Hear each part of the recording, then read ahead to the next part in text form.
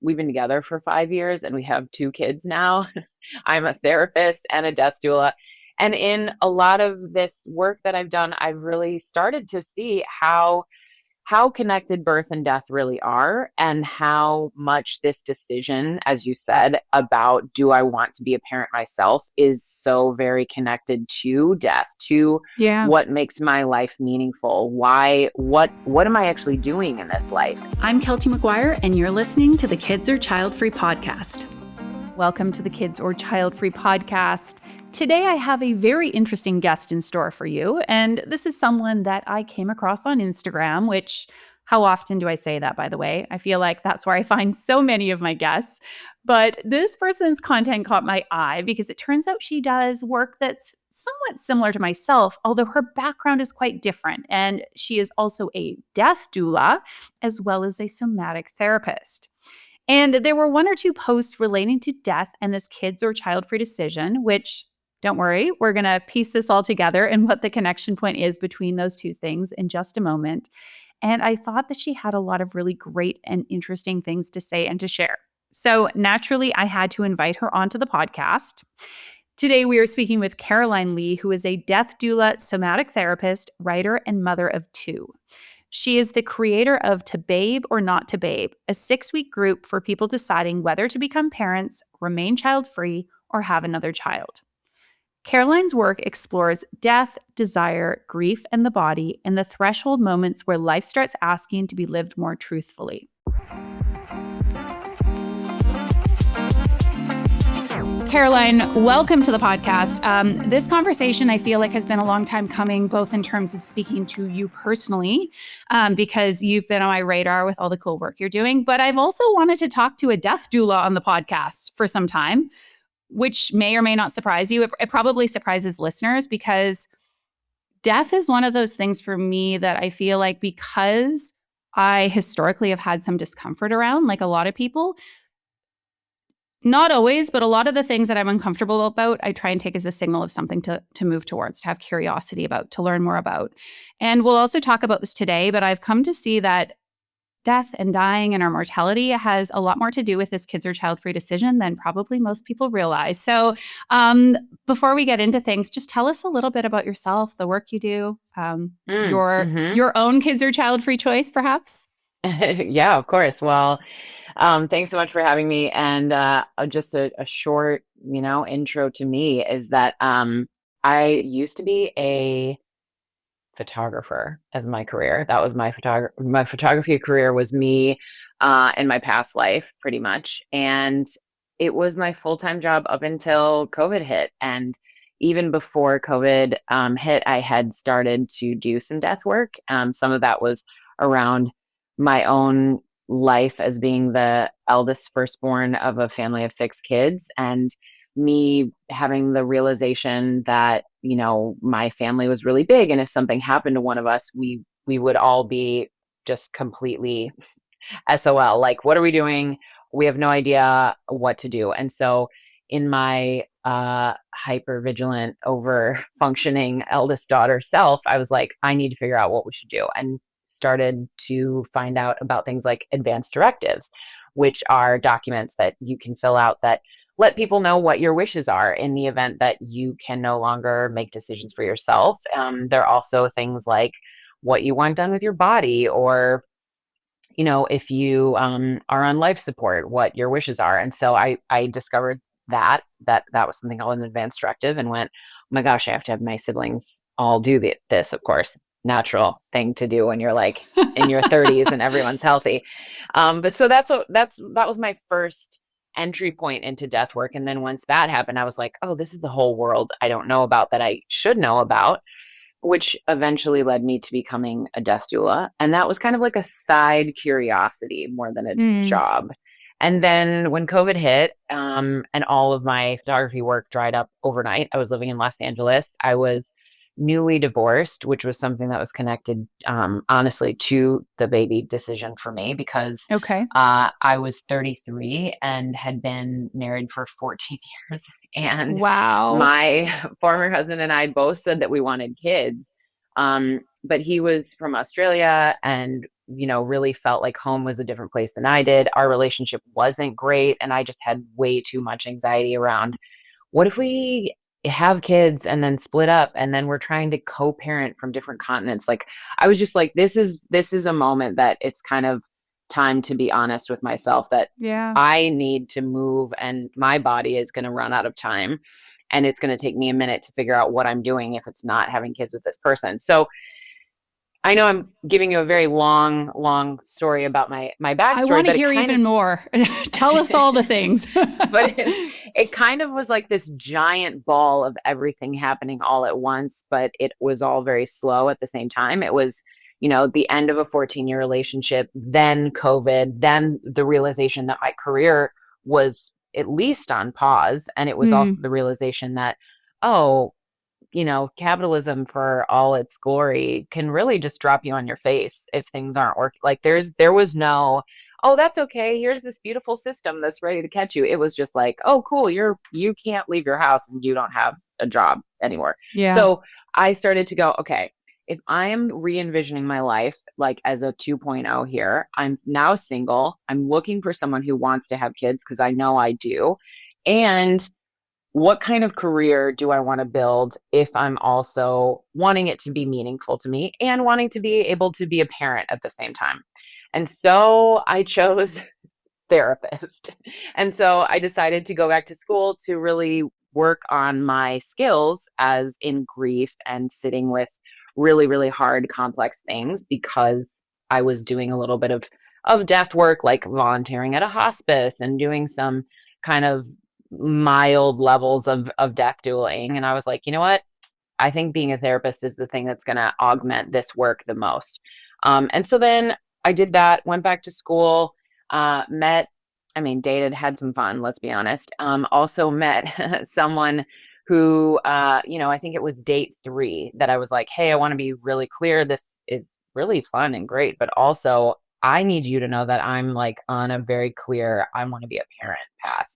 And, um, and he was like, I love that you know that. And I was like, right. So like I want to be really, really clear that I'm at the point where if I got pregnant, I wouldn't get an abortion. Like that just feels like really clear. Early dating relationship. Not usually the most fun thing to say on the third date, but I was like, that is the tone that I want to set. And he was like, I love that you're so clear. That's amazing. I want to be a parent too. And I was like, okay, that was amazingly easy. It wasn't amazingly easy. It felt easy in that moment. It was it wasn't. But anyway, so fast forward, it's now been, I guess, 4 years. 4 years since, that era. We've been together for 5 years and we have 2 kids now. I'm a therapist and a death doula.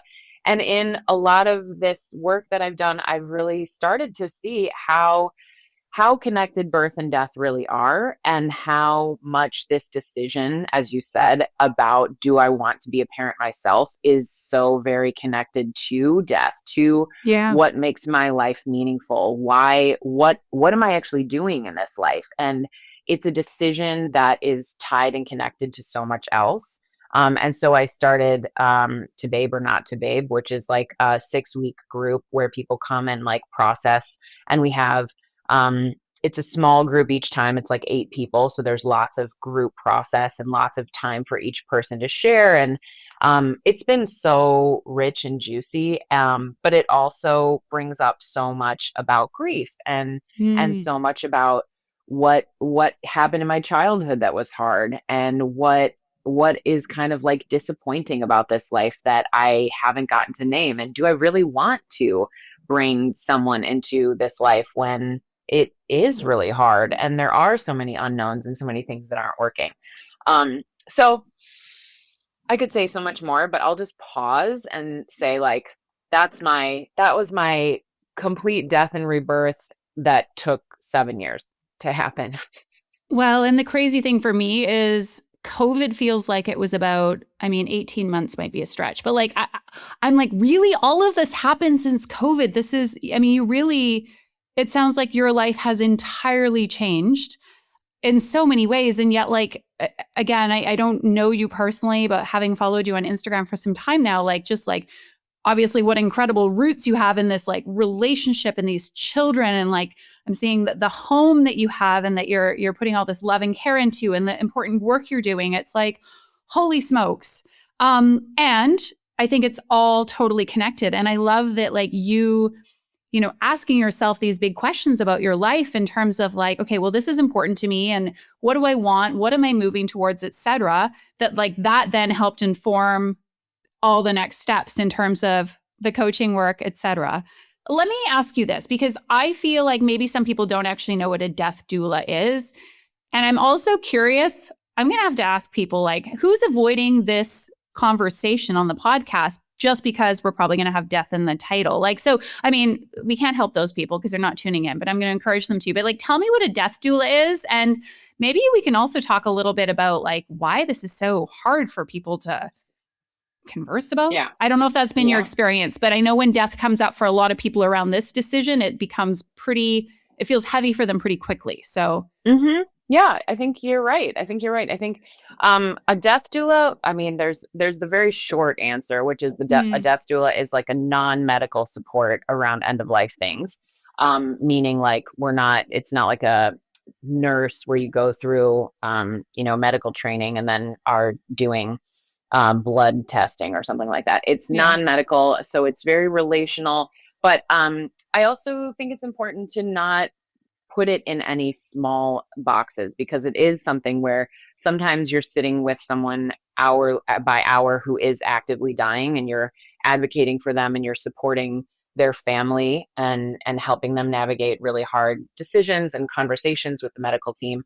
Sometimes it's helping a family after their loved one has died and navigating some of the logistics and handling some of the paperwork, or at least being with them while they're doing really hard things in the middle of a lot of grief.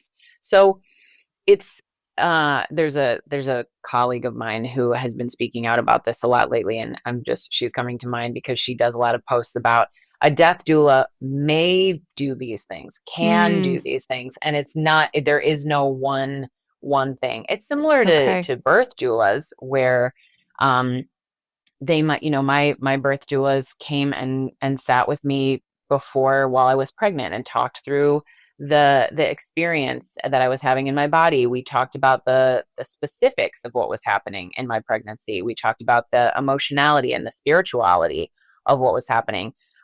Then they obviously were there during birth and helped and really supported and knew what was happening mechanically with my body and my somatic experience, and knew how to put counter pressure on my hips at all the right moments. And they were there just nailing it. And then after I gave birth, they did things like come to my home when I was 40 days postpartum and do a closing of the bones ritual, which was like the best thing that I've ever done. And yet not every birth doula does that. And so to just kind of generalize and say like death doulas do a lot of deathy stuff. But it's Yeah. like, it Okay. depends on, in the moment, what does the situation call for? What does the family or the individual call for? And that's partly why I became a therapist, because I wanted to offer more specific language that people understand and are familiar with. Because I think even when you say, oh, I'm a death doula, people go, I don't really know what to do with that. But when you say, and I'm a therapist who specializes in grief work, people go, oh, okay, I know what that is. I know what that is. So it's a little bit of both. The other thing is that I think people avoid it because it's the unknown. And I think it brings up loss. It brings up grief. It brings up a realization and a touching of the parts of life that we don't have agency over. And we like to believe that we do. We like to believe that we get to say. And I think that this really touches the baby decision as well, because we like to believe that we can just sit here and say, do I want to be a parent? Yes. Okay, now I'm going to snap my fingers and now it's going to happen. And yet we all know many people that we love deeply who have had very long journeys with infertility. Some of them ends in having a baby and some of them doesn't. And so it's truly sitting on this existential doorway that forces you to grapple with, who are you and how do you feel when you can't control what happens. And for a lot of people, that brings up grief. And for a lot of people, there isn't a real understanding of how to be with grief. It's a very very, very complex emotion to sit with. It's somatic, it's excruciating. There's sound involved in grief. There are, I mean, even the science of grief, there's like cells in your body that you don't regenerate your cells as Mm, quickly when you're in grief. And so there's these like phantom alien cells that start to sit and like build up inflammation in your body when you're grieving and you're not actively moving it. I mean, it's fascinating. wild. In my in my work as a therapist, I would say that the only emotion that is more complex to sit with, I would say, is shame, just Yeah. personally, because I think, anyway, there's a whole thing on that. I think shame, you feel alone.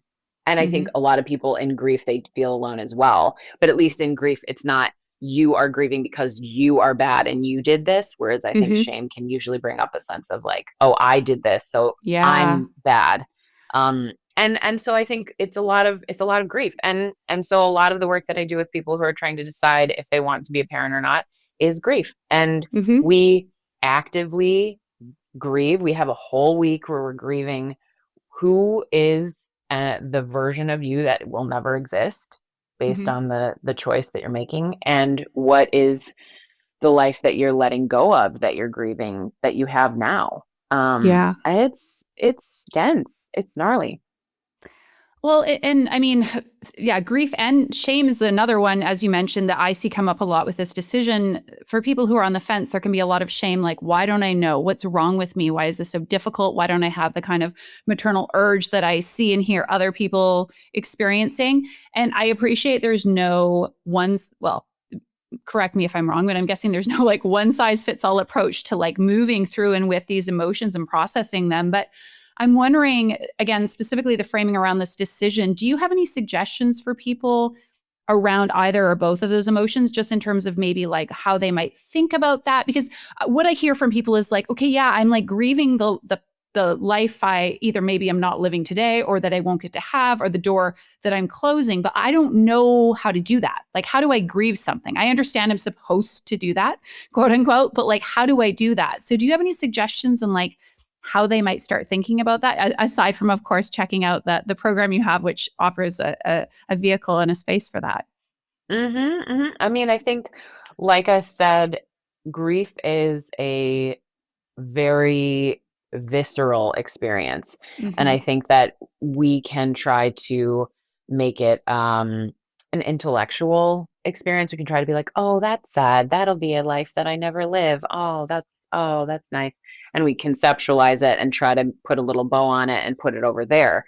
And yet, this is a very body experience to become a parent or to not become a parent. This is a very somatic thing that touches so many parts of relationships in life. And so to be in it and to be with it, I think, and how I sit with people, whether they're in the group or whether I'm working with them one on one or in a couple Hmm.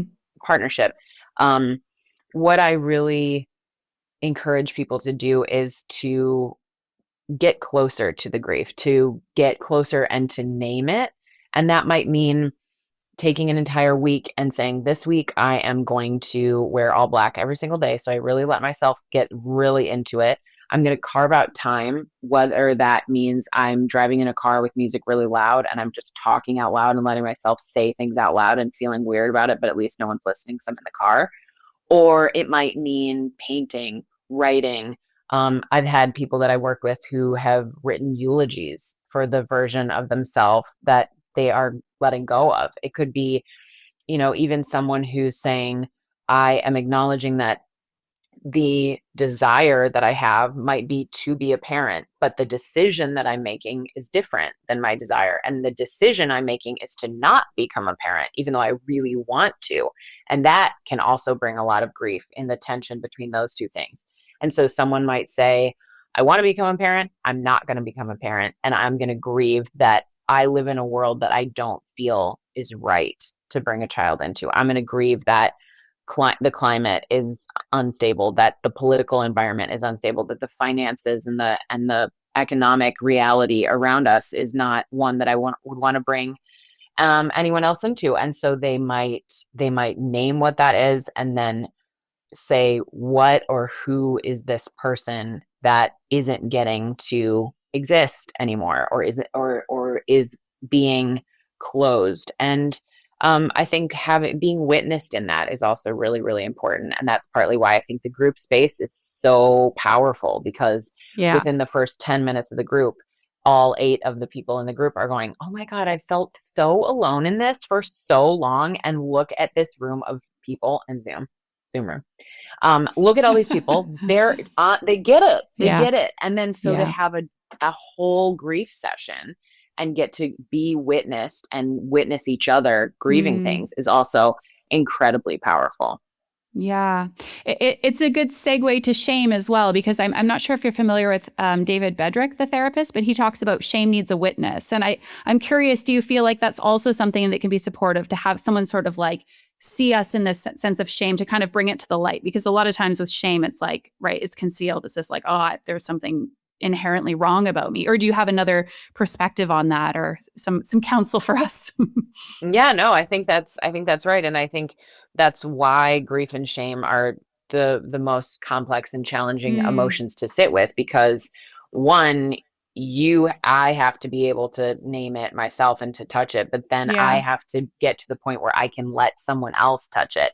And that's like, oh, so raw, so vulnerable. So we have so many defense mechanisms that are built to kind of like close really quickly, like even if I'm working with my own therapist and we're deep in working on shame, we start getting closer and closer to it, and all of a sudden I'm like, oh, and it just kind of becomes this contraction of like, whoa, why are you trying to get over that? What are you gonna weaponize what you know about me? Are you gonna judge Mm, me? It's like a gateway emotion that unlocks to so many other things that really deserve a safe and vulnerable place where you can slow down enough to get close to what's really going on and really unpack it, and trust that whoever is with you and around you is not going to make your experience about them, mm-hmm. and they're also not going to weaponize it, and to you're being incredibly vulnerable and raw to go to those places, and so you deserve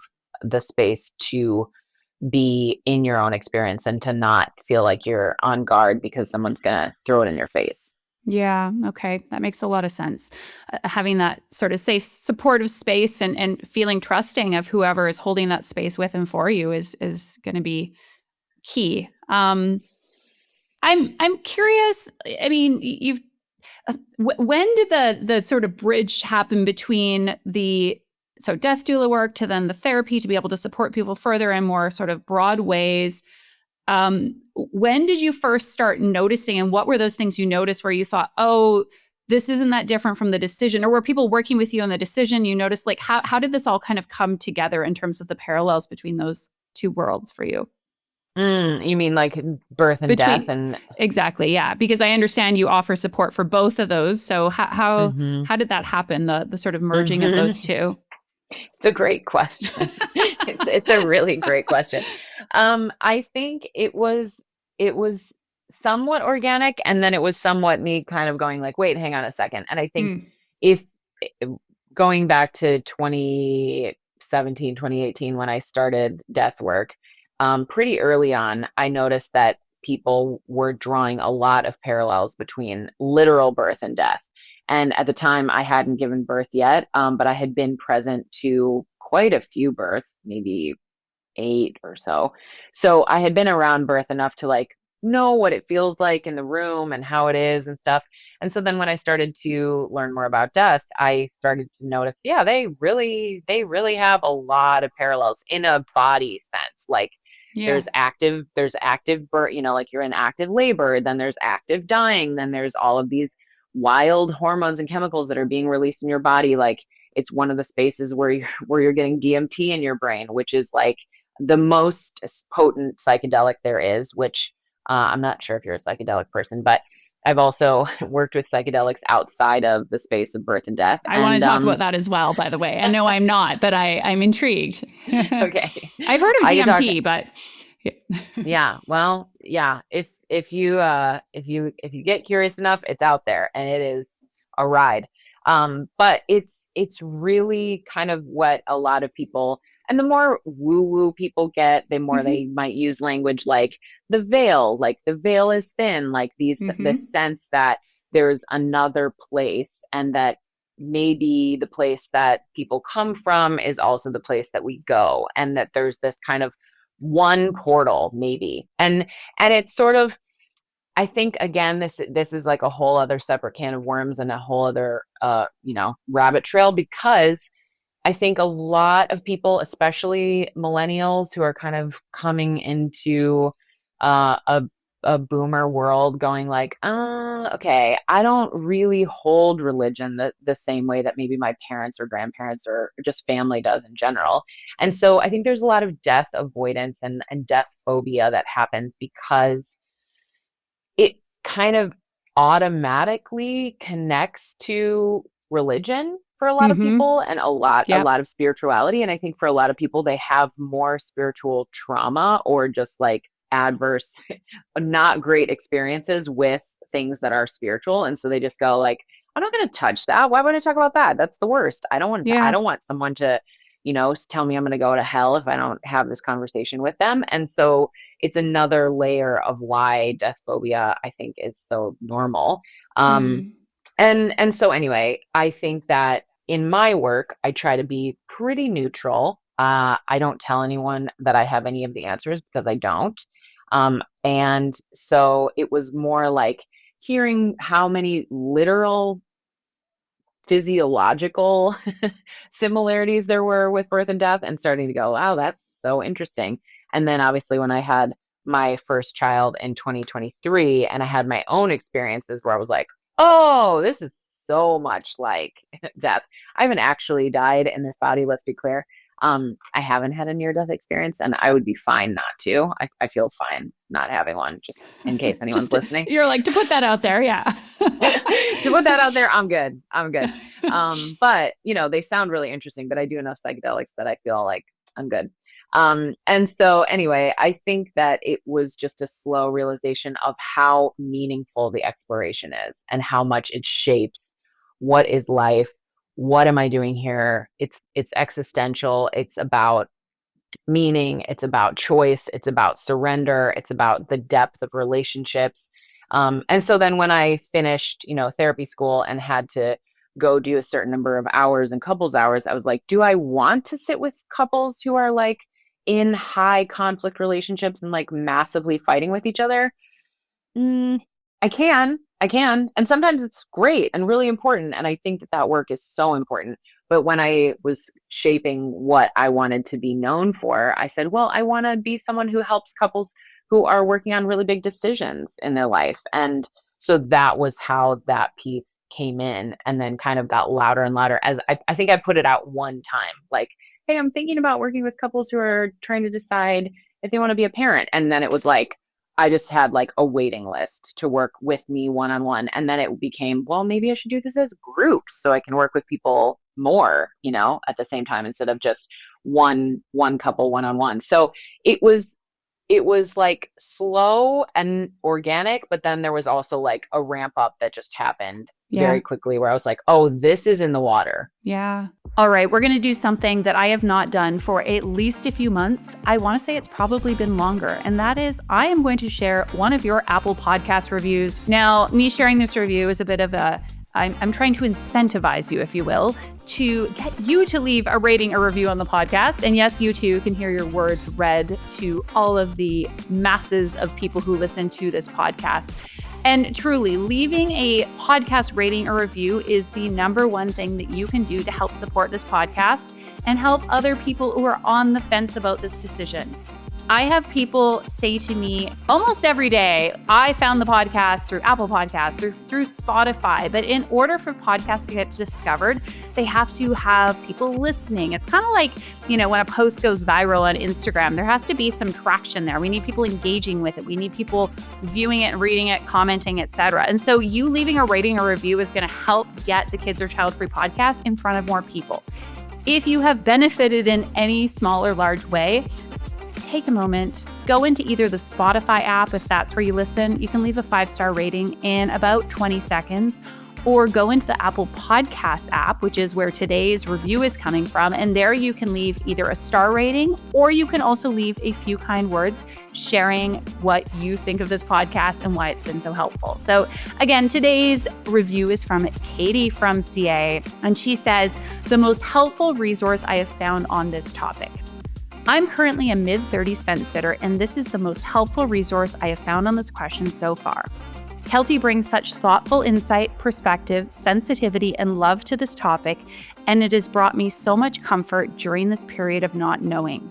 The guests and topics are so varied and helpful to listen to. Like many others have said, I now feel less alone. Thank you, Keltie. Thank you, Katie from CA, for this lovely review. And thanks to all of you who I know have taken the time to give a rating, a review. If you're like, that's not me, I haven't done it yet, I'm sorry, Keltie, just go do it now. I see and read every single review. I appreciate every star rating. It helps so much. So let's get this podcast into more people's ears. And take a second, head into the app that you're listening to this on, and do me a favor, do us all a favor, and leave that rating and or review. I'm curious, when you explore this decision with couples or individuals, like how much do you talk about death and dying? Or I'm even thinking like there's maybe a kind of a space in between, which is just the fact of our own mortality.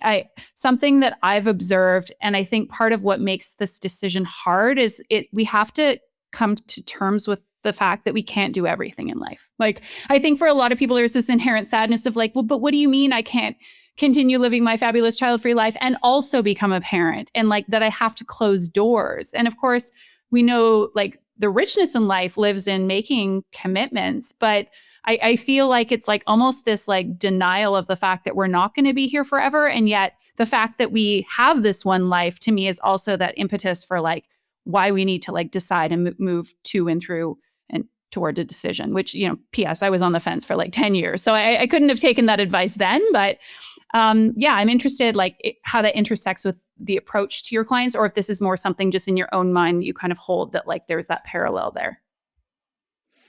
I think that I definitely bring it up, especially, I think a lot of the people that I work with, if there is a woman in the relationship, which typically there is with the people that I work with some, non-traditional, modern family systems. I worked with throuples and, queer couples and all kinds of different things. So I want to be clear that it's not like I'm working only with hetero couples, but there's usually age as a factor that comes in. And a lot of the people that I'm working with are mid to late 30s. Sometimes they're even 40. They're like right up on 40. And they're like, oh, I'm realizing there is a end date to this. And I say, yeah, if we met 10 years from today and you hadn't made the decision, it would be made for you. That's what happens. And that in itself invites us to touch our own mortality. It is a body kind of like intro to endings, I think, is our fertility window. It's saying, we like to have like these super science-y movies about how time is a construct and like time isn't real, and can we just bend time and like crawl back and like make out with our best high school boyfriend and be like, yeah, I can just go back in time anytime I want.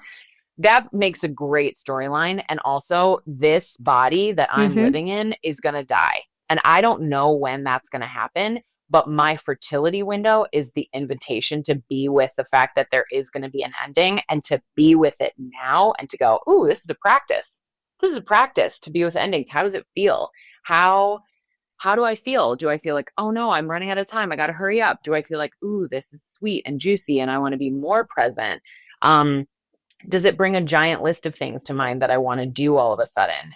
It is, I think, a reality for us that if our life didn't have an end date on it, if we truly were going to be in these bodies forever, there would be a whole lot less meaning in this life. It would be kind of just like, okay, well, I could go to Italy this year, or I could go in 100 years, and it doesn't really matter. I don't really care. Like it just, the urgency and the sweetness kind of gets watered down. And so I think I do bring it up with couples. We talk about it literally as in like your bodies will die, and how does that feel and what does that bring up for you? But I think it also really invites the question that a lot of couples come in and go like, yeah, well, people say, when you die, do you want to die alone? Because when you're older, who's going to take care of you? You've probably heard this a million Only times a because few this is one times. of Yeah. the most it's one of the most cliche things Yeah. that people come in when they say, well, people say, who's going to take care of you when you're older if you don't have kids? And let me just tell you, as a death doula who quite literally sits with people at the end of their lives, a whole ton of people who have kids die alone. It is not a sure thing that if you have a child, they're going to be taking care of you. And I don't think that they should. I don't think that's just completely bypassing like relationship and the quality of a relationship or the financial reality of someone. Like there are so many, when I hear that, I'm like, oh, we need to slow way down because you are not thinking about 800 layers of this decision. If that is the motivation Yeah. that is coming up or being put on you by your family members, then we need to talk about that. I'm interested when we talk about end of life, and I'm so glad you brought that up because I mean, that is a big concern for a lot of people. And I understand the place that that comes from and the desire that we all have for, connection and to feel support and love. And of course, there are so many various means of achieving that. I hate to use such a like sort of productivity focused word, but like of experiencing that in our lives. And yet around that end of life piece, like I'm curious just in general, what you see, what you hear, what you experience, because I think there's probably some commonalities amongst like what's ultimately important, what matters at the end, and how we can think about prioritizing those things in our decision, no matter what we choose. So maybe you could just speak a bit more about what you've seen in the death doula work that you do around the end of life. And also I never turn down examples of like people who didn't have children who had really supportive community and, family like connections at the end of their lives. Because I think there's this idea that, yeah, that's only possible maybe if you have children. Yeah. And it's not. It's not. I think of the incredible therapist Esther Perel and her work. And one of her key sentences that I hear her say over and over and over again is, the quality of your life is defined by the quality of your relationships. And she says that all the time. And she's so right. And if someone is dying and they don't have children, but they have deep, profound relationships, it could be with their godchildren, it could be with their neighbors, it could be with their church community, it could be with their, I don't know, chess club. Like it doesn't have to be your biological child in order for you to be surrounded by love and deep relationship at the end of your life. I say this is my own my own ism, not an Esther Perel ism, but I talk about how people are consistent. And so when someone is dying, they are who they were in their life. It's not suddenly because you're dying, you become this totally different person. And now you're just this like angelic being. No, you are who you are, period. Yeah. So I say that to anyone who's thinking about being a parent and worrying about who's going to be around them when they're dying. And I just say, like, you look at your life right now. Is it working? Are you liking the relationships that you're having? Do you feel like you have enough friends? We do live in the middle of a loneliness epidemic, but I think that has so much more to do with being on screens and not being able to be intimate with our own emotions and share with each other than it does. There's no lack of humans around, and there's no lack of relational capacity if you are doing that work and living that out. So know that who you are and how you're living your life is going to be how you die. Yeah. That's just how it is. And that might bring you a lot of comfort, or that might bring you a lot of like, oh, I got some things I want to change because I don't want to be like this when I die. Totally. Well, and sorry, I know I want to hear more about the death and dying piece of the equation, but we had hospice nurse Julie on the podcast quite a good season or two ago. Yeah, she's amazing. And she says, you talk about that consistency. She says people die how they lived. And it's exactly what you're saying. It's like, if you feel like you say, you have great connections, relationships, robustness in our life, it's like your life. It's like, I always remind people, like, you're not just going to magically wake up in the future someday. I feel like it feels like that, but you get there day by day through the present, and there's consistent opportunities to like foster the kind of connections that you want in your life. And likewise, if you feel like you don't have it, because some people, people are like, what about meaning? I'm like, okay, well, how meaningful does your life feel today? Oh, not that meaningful. Okay, well, who cares about tomorrow, right? Or 20 years from now? Let's focus on how you can create more of the meaning that you're seeking today. That's like the vehicle that will take you to the future that you're so worried about. That's right. Anyways, That's back to totally you. right. No, you're right. You're totally spot on. And I love Julie. She's an incredible person, death worker, friend. She's the best. But I think that when we're talking about making a decision around, do I want to be a parent, and what is it tied to, and is it tied to end of life and death? The other thing that I think is really important is that the data shows, not just anecdotally with my own experiences, but the data shows that if someone has made a conscious decision in their life, if someone has sat with this question, let's say, or any question, and said, how do I really want to make this decision? What are the metrics that I'm going to use to make my call? And how am I going to be with the feelings that come up around that? Having a mindful and conscious process around a decision means that people don't regret it. Mm-hmm. They don't. The regret comes when you don't do this work. The regret comes when you get to the end of your life and you go, I missed the chance and I never took it. And maybe I didn't want it, but what if I did? It's this kind of what if that you can actually answer the what if you sit in it now. If you sit in the what if you chew on it, process it, grieve it, read all the books, talk to all the Yeah. therapists, do the things that feel supportive in you engaging with the exploration. That's what gives you the freedom to not live in regret. Yeah. I'm so glad you shared that. I have seen and heard the same thing. And I think, knowing that we have gone through this process of figuring out what we feel is best for us. And of course, there's no, well, we can argue, is there an inherent and definitive way of knowing, right? But like we have been deliberate. We can both, not just from an intellectual standpoint, create and find reason, but like to feel that within ourselves. And to be in that discomfort rather than, I guess, sort of postponing the discomfort we might feel around this decision for not having properly addressed it and having that show up later. Mm-hmm. And I will say, one of the things that I've noticed in the groups that I've run with the people who are sitting with this question, a vast majority of them who decide no, meaning like a bunch of people come out and they're like, I made my decision. It's a yes. Okay, great. That's amazing. Wonderful. For the people who decide no, almost all of them are not just saying no, period. They're saying no, and I'm really clear now how I want to develop a village in my life. I'm really clear that I want to call my friend who has a 2-year-old and say, can I start to be a more active role in your child's life? Like, there is a conscious, mindful, active participation that gets engaged when this decision gets made. And I don't think that it should be seen as like, oh, you decided not to have a child. That just means you hate babies and you don't know how to have any relationships. That is a gross oversimplification of something that is a very nuanced decision. And it's very, very, very gray. There is no black and white here. There really is not a black and white Yeah. decision to find when it comes to this.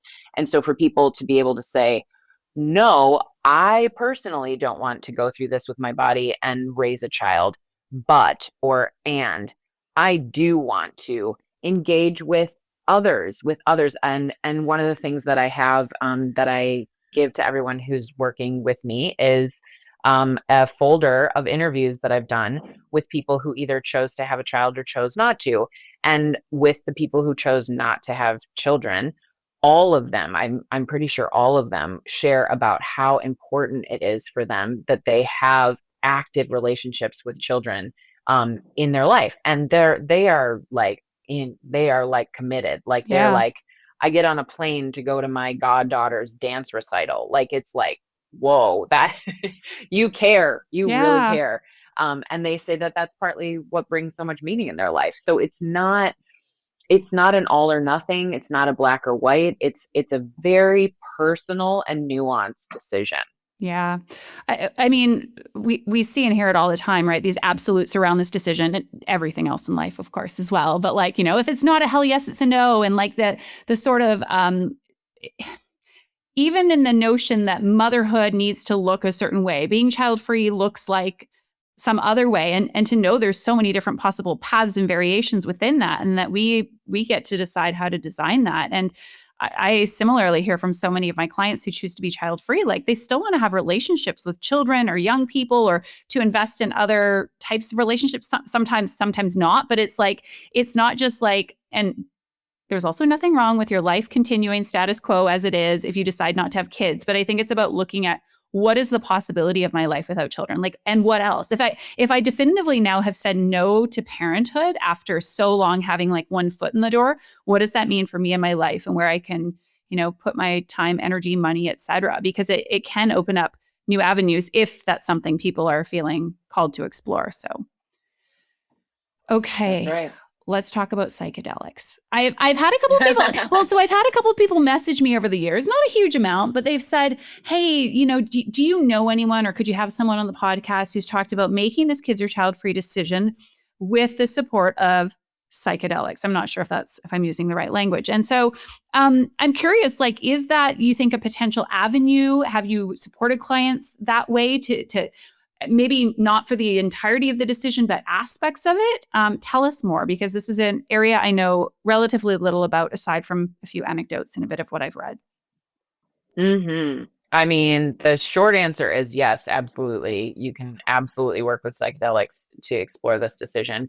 Um, and I'm going to say, I know you're not in the US, and I know a lot of things in the US are legal, not legal, Mm-hmm. So I'm going to say what I'm speaking to is not necessarily legal everywhere. Yeah. But what I would say is that it is like giving yourself a 4 to 6 hour window, let's say, into the layers of your subconscious, and truly sitting with what is under there. And so maybe you're sitting with, like you said before, oh, I was in indecision for 10 years. Okay, fair, totally fair. But it would kind of give you just like looking over the wall, so to speak, and go, oh, that's okay. That's something that is really there for me. So I've definitely worked with people with psychedelics around this decision. It has definitely supported them in a really big way. Sometimes it's not so much as a silver bullet of like, oh, my answer is yes, and I just saw the Yeah. word yes sitting on a wall. It's more like, oh, I saw what my indecision is connected to, and now I can touch that. So I will say a couple specific psychedelics, because Yeah, I I was going have to say that'd be worked with helpful. all of them. Okay, psychedelics is like really broad. So I'm like, are there particular Yes, ones that feel like they'd be helpful yes. for this? Yeah, absolutely. So there's like the big one that's getting talked about a lot in the US at the moment is ibogaine, Mm-hmm. which comes from the plant iboga, which Rich is Roll was talking about getting that recently. I And I was like, know, I I have to know. That's Google this. Okay, continue. Sorry. I know it was in a recent no, no, no, episode. you're good. Yeah, yeah. So it's like so hot right now because Trump is green lighting this to be kind of like on the fast track with the FDA, so that it can be utilized for PTSD, especially Hmm. with veterans. Okay. I have worked with ibogaine. It is like the granddad of all. It is the strongest, most powerful I'm psychedelic making there is. faces only It because is. I'm like, as someone who you can might be able to tell, like controls a thing for me, like the surrender piece would be. Oh, So, okay. So that I'm like, whoa, I wouldn't want to start with the biggest. You tell me though. Tell us about it.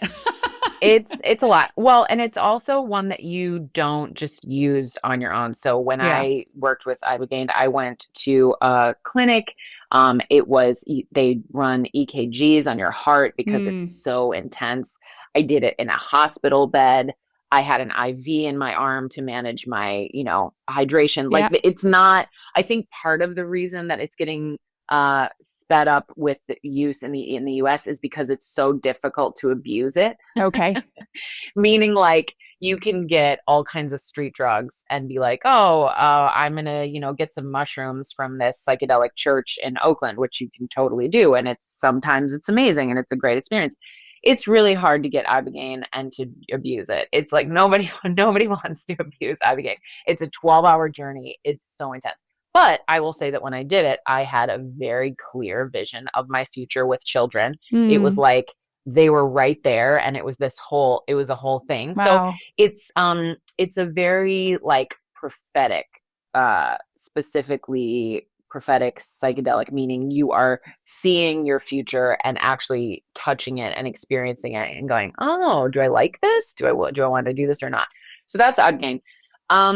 Ayahuasca is a big one. Mm-hmm. Ayahuasca is very common in South America. There are lots of places in the US where you can work with it. There are some churches that have the legal access to being able to serve it. Oh, interesting. It's definitely another very, very, very, very strong one. They call it grandmother, Mm-hmm. and it is also very nurturing lineage kind of healer, but also there's a lot of, if you talk to anyone who knows much about it or has heard anything about it, usually they're like, isn't that the one that makes you throw up? And it's like, it's more, I will say it's more of a purge. Like the Mm. medicine brings things up in you and says, are you ready to let this go? It's not so much like, oh, I'm just barfing my brains out because I'm so high. It's not like that. It's very, very, you're very aware. Like, oh, I need to purge this, like you said before, control in my life. Okay, am I ready to let go of this control? It's very intense and probably wouldn't be one that I would recommend for this. But a lot of people do use it, and a lot of people do work with it. And then it is the thing that they go, oh, I saw my future child and it made me so clear. Great. I would say the gentlest or the easiest entry points, Mm-hmm. if someone is new at psychedelics but wants to work with psychedelics around this decision, would be either psilocybin, which is Mm-hmm. magic mushrooms, or MDMA, which is sometimes called Molly or ecstasy. Yeah. And those are more like serotonin. MDMA, you're going to have easy. It's not easy as in like you won't have any emotional content that comes up that is challenging, but because it dumps serotonin in your brain, you feel so good that you can talk about any hard thing you've ever avoided in your life. And sometimes it might mean hard stuff is going to come up and you're going to grieve and it's going to be sad. That doesn't mean you're only going to be like laughing and happy the whole Yeah. time, but it does mean that you're going to have the courage to touch hard things. Mm. And it gets used a lot with PTSD as well, because someone who has PTSD who can't talk about the hard thing that happened, in the MDMA space, they're like, oh, I can totally talk about that. It's not scary. It's okay. I can talk about that. And then mushrooms is a little bit more like, could have some harder shadow kind of work that comes up with it, but it's not so much like the nausea. It's not like a 12-hour one. It's like a 4-hour one. There's a lot. It's a plant, so it's very grounded and earthy. Mm. And there's a lot of, like the mycelial network is so everywhere on our planet that I think it's a very ancient medicine. So it really connects. And similarly with death work, mushrooms are something that often make people not afraid of death anymore, because Yeah. there's just a realization of how much connection there is and how the body is not the only thing that is alive. So that was a very long but brief but short but not I not found in depth. Yeah, I found it very interesting. And I mean, I've heard of, I think, all of those psychedelics before, but just to kind of hear the interesting like descriptors, and even you talking about the mycelium, how do you say it, this network? Like Yeah, mycelial network. I have Yeah. listened to a few podcast episodes about, mushrooms, fungi. Like it's fascinating. I mean, whether or not I end up trying, psilocybin, am I saying it right? It's always one of those words when I Psilocybin. Thank yeah. you. I read it, It's don't okay, say it's okay. it. Psilocybin. Hey. I know. It's with a P. It's like, I what is this? know. And there's all People these say like all kinds of stuff. letters, It's fine. ILLLs, whatever. Yeah, Yeah, it's totally. super interesting. And I'm interested. I mean, I know those were just kind of like random examples you were throwing off the cuff when you're like, oh, and I saw my child. And for you, you saw, you had this experience of seeing your own children. But would you say that psychedelic assisted support with this decision, like has it typically, or even in general with your work, do you find more people going one direction or another? Is it pretty evenly split? Like, I guess I'm just wondering, do you think even, Yeah, that's a good and question. that's maybe a second question, Um, like, does the means of investigating or exploring this more likely lead to one outcome or another, do you think? yeah, I think that those are really good questions. And I think I would probably have to gather more years of data. Like my anecdotal data would probably say that there is, I mean, this is hard. This is a hard one to answer because I don't want to say like, oh yeah, and I think there's a bias and I think that we should all, but I think it's a very, very complex and nuanced decision. Like I said a million times, it's not black and white, it's very gray. And so if someone is saying, well, I just know that I don't want kids because, I hate them, or like I something, it's like if it's tied to something that's like I'm just throwing it away and saying like, I don't know. Then to slow down and to unpack that one decision and go, well, what is that? I mean, if I'm totally honest with you, I think you maybe even saw this because there was a video that was going viral a couple of weeks ago about this guy who was talking about why the birth rate is going down. And he was saying you have to really abuse a mammal for it to Mm-hmm. not procreate. And I loved hearing him say that because I'm like, yeah, seriously. Like, how abused are we as human mammals right now that we're like, I don't think I want to procreate. Like, our body literally wants to do that all the time. And being a somatic therapist, I mean, it's it's a little bit cliche, but sometimes when there's a giant thing that's being talked about or a decision that's being talked about, or when we talk about men and how they are in the world, or how many politicians are sleeping around and all these things that we talk about, it's like, yeah, and underneath that, there is a body here to Mm-hmm. do a biological thing that it's trying to do. Mm. And there's like, we can just like the statistic that like if you put women in front of men, no matter how old the man is, the man will gravitate towards a 21-year-old. Have you heard that statistic? Yeah, I've There's like seen a the whole like graph where it study. like, I don't know. Yeah, Yes. I've seen this. Yeah. It's like depressing. And yet there's also a tiny part of me that goes like, yeah, they're like the most fertile age. Like there is Mm. also the fucking mammal in us that Mm-hmm. goes procreate. Like we are here because that's been happening for a fucking long time. Yeah. Sorry, I'm getting passionate No, with it's my language I here. love passion. The language is very welcome. But I think that part, like if someone is saying, I don't think I want to do the thing that my mammal body wants to Mm. do, it's worth going, how come? And it's Yeah. worth going, there's probably a lot of pain there that is Yeah. behind that decision. And maybe the pain is the planet is dying. That's a lot of pain. Okay, maybe we have to sit with that.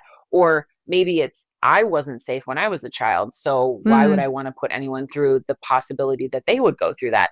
There are so many reasons why. But I think when you say, if you do psychedelics, is there a chance that you're going to gravitate towards one answer or the other? I'm like, maybe, because maybe you're going to sit with the root of why Yeah. you wouldn't want to do something, and then you're going to look at it a little bit deeper.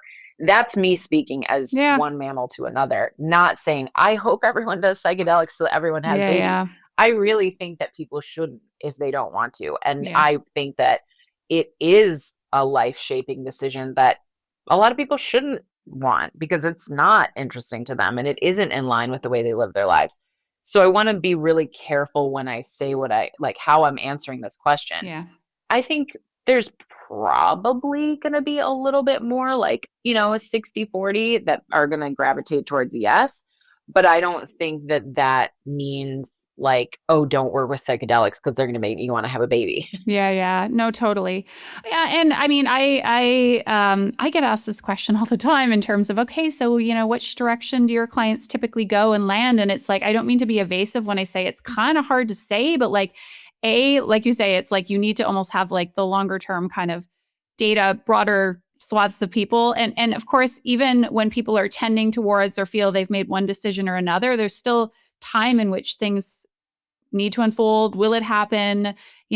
Sometimes, I don't know. It's like, I remember at the start of one of my groups, one of the women saying, do you know beforehand, like, what we're all going to choose? And I'm like, no, like, I'm not. I mean, she's like, because I feel like I know just hearing it. Like she sort of felt like, it was holding up a mirror, hearing other people in their introductions. And I, of course, can see like, the push and pull of someone and sometimes observe things, you know, I have that, whatever they call it, the 7,000 foot view or whatever, in a sense. But like, I don't know what you're I think it almost is the implication that this decision is somehow already like written in stone and we just need to discover that. Whereas we forget that we are autonomous beings who still, at least to a degree, have a choice in this matter. Right. So yeah, it's funny to kind of think like there's like this prophetic element of like, I can figure this all out for you. I can't. To your point, I can help you find and uncover what feel like the answers to you, but I don't have those. I'd be very wealthy if I No. did. And I'm glad I don't. Totally. Same. And I'll say two things just on that note. One, I'm thinking of even a couple that I worked with for like 2 years who did decide that they wanted to have a child. And then we proceeded to work together while they went through 3 miscarriages. And that's not, like that's where that grief piece can get amplified. That reality that, I'm touching something that is now outside of my control. And how am I going to be with something that I can't, it's like one more layer that I'm releasing the illusion that I have any control in what happens. And I don't know if you saw there was like the couple a week or so ago that decided to terminate a pregnancy when they found out that their son had a Down syndrome diagnosis. And there were so many people online that had so many feelings about it. But one of the people that I saw that was making their own video about it was saying that becoming a parent is inherently saying, I am going to be the parent of whoever shows up, whether that means they're disabled, whether they're trans, whether they're gay, like whoever, whatever. You are saying, all right, I'm along for the ride. And that is its own, thing to unpack and to have feelings about. It's not just like, I want a baby and they're going to be cute and perfect and sleep through the night and everything's going to be so Pinterest perfect. It's just not. And so then going back, the one thing that I wanted to say about psychedelics is that they are often used very incorrectly. So please, if you're listening to this, if you're curious about it, work with someone who is very, very, very, very versed in the medicine that you're working with. Always do intention setting sessions, always do integration sessions. It is not just like a casual thing to do on your own on a Tuesday and find some street drugs. It is very, very, very, very deep and real work that needs to be held with just a lot of care and just, not doing it alone and having someone guide you on both sides of the journey. Yeah, I really appreciate you mentioning that. And I've seen you and heard you speak to that before, because I do think that it's a piece that often seemingly gets neglected. And I think that probably is also where you hear these like, the kind of quote unquote horror stories of someone who's still in like perpetual PTSD from some trip they had a decade ago. And it's like, oh my God, it's, like I hadn't heard about the intention setting piece, which makes a huge amount of sense, but I've certainly heard about, the importance of integration and having someone who's really experienced, well-versed and knowledgeable about the medicine that you're using and taking. So yeah. Right. Thanks for letting me just add that part. No, please, it's important. So, is there anything we haven't touched on with this topic today? I mean, there's probably many things is the answer, I'm guessing, but anything else that you feel like you want to share today or discuss? No, I think you're right. Like if we were to open another door, it would be another another 45 minutes. There's so much to say, there's so much to explore. And mostly I just want anyone who's listening to this who is in indecision to know how not alone you are, how very many hundreds and thousands of people are sitting in this. And some of that means um even people who are single and people who are saying, I really think that I don't know. Do I want to date someone who does want Hmm. kids, who doesn't want kids? I don't know. It doesn't just mean people who are partnered. It doesn't just mean people who are any one age. It's every kind of person, body, relationship, dynamic. And I think one of the things in my own personal journey, since I've shared that I got divorced when I realized that it was sort of getting close to time to having a child, was that I had a very honest, candid conversation with the beings of my future children. And Mm, it was like in a meditation, and I just said like, hey, help me figure out how to get you here. I don't know what that looks like. I don't even know if you're really listening, but um I do feel like I want to be your mother. And so whatever that looks like, just help me find the right person. yeah. Help me find them, and let that be something that you're a part of. And I think that that did something. I think that meant something. So I just want to, I guess, bring in that I do think that there is more than us in this life and in this bodies. And the more death work and birth work that I do, the more stories and anecdotes that I hear from people about that. And there's even science that backs it up. So I'm not trying to get too woo woo about it, but I just think there's some stuff to be with in the mystery of it all. Totally. Well, I'm here for the woo, and the veil is indeed thin. You mentioned that earlier. I always forget who the poet is when they talk about like you're in the next room. It when somebody passes, it always is Emerson, or I think that's wrong, but it's one of my favorite poems, and I think there's a lot of truth there. So thank you. Mm, mm. Well, Tell thanks us. so much for having me. Absolutely. Tell us, where can we find you? Tell us about the name of your program and who it's for. We'll include everything Yeah. in the show notes. Okay. Yeah. On Instagram, I'm How Caroline Carolines, and my baby website, decision website is to babe or not to babe.com. And I work with people either individually or couples or the groups. And pretty soon, it's in the next few weeks, I will be releasing a kind of like guide go by yourself guide Yeah. through the journey rather than it being just with a group. So that's coming too. If you're like, I don't really want to work with you, I just want to know what you're going to ask me, and I'll Yeah. do it on my own. That's coming. Okay, amazing. I know that's going to be something that's much needed. So, thank you for the work you're doing. Thank you for speaking with us today. And yeah, I wish everyone who's listening a wonderful, beautiful rest of their day. Did you know that you can not only listen to the Kids Are Child Free podcast, but you can actually also watch the Kids Are Child Free podcast by checking out the Kids Are Child Free YouTube channel? Yes, it is true. You know what? I love having these conversations with my guests, and I just feel like when we're able to immerse ourselves in the visual experience of these really important conversations, it lends just that much more. I've also been told, side note, Chris was totally teasing me the other day saying, my God, look at your expressions. He loves my very expressive face, but you can see me making all the faces, all the reactions when I talk to my guests. That in itself, I would say, is entertainment enough. No? In any case, check out the YouTube channel. Again, you'll find every episode of the Kids or Child Free podcast on there.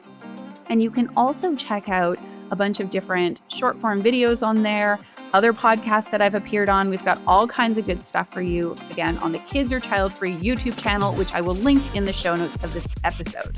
Make sure you subscribe when you head over there. And if there's an episode you love, leave us a little love, share some thoughts, ask some questions. I will do my very best to respond to each one of you over there on YouTube. All right, that is all from me. Thank you so much and have a beautiful day.